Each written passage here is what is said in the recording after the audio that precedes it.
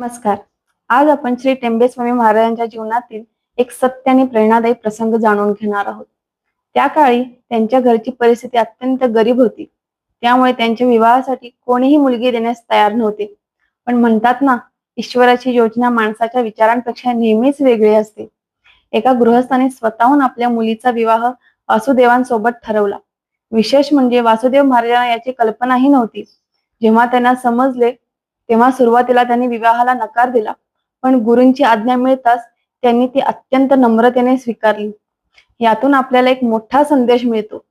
सद्गुरूंचे मार्गदर्शन असते तेव्हा अशक्य वाटणाऱ्या गोष्टीही योग्य वेळी घडून येतात. तर टेंबे स्वामी महाराजांनी वेद आणि ज्योतिषशास्त्राचा अधिक सखोल अभ्यास सुरू केला. एकदा गोव्यात एका श्रीमंत गृहस्थाने त्यांच्या ज्ञानाची परीक्षा घेण्याचे ठरवले. त्यांनी हातात एक नाणे लपवले आणि विचारले, सांगा पाहू माझ्या हातात काय आहे. वासुदेव महाराजांनी क्षणाचाही विलंब न करता उत्तर दिले, तुमच्या हातात एक नाणे आहे. हे उत्तर ऐकताच ते गृहस्थ आश्चर्यचकित झाले. एवढ्या लहान वयात इतके अचूक ज्ञान पाहून त्यांनी वासुदेव महाराजांची मनापासून प्रशंसा केली. त्यानंतर त्यांना एका महान ज्योतिषाचार्याकडे अधिक अभ्यास करण्याची संधी मिळाली.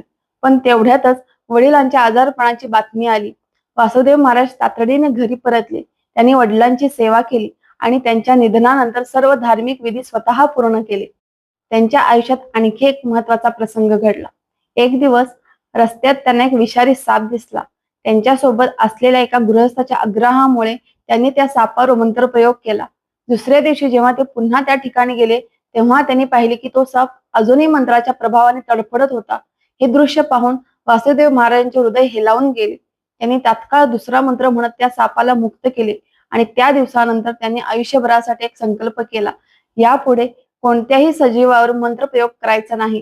कारण खरे संत आपल्या सामर्थ्याचे प्रदर्शन कधीच करत नाही. ते प्रत्येक जीवात परमेश्वराचे रूप पाहतात आणि प्रत्येक जीवावर करुणा ठेवतात. श्री गुरुदेव दत्त.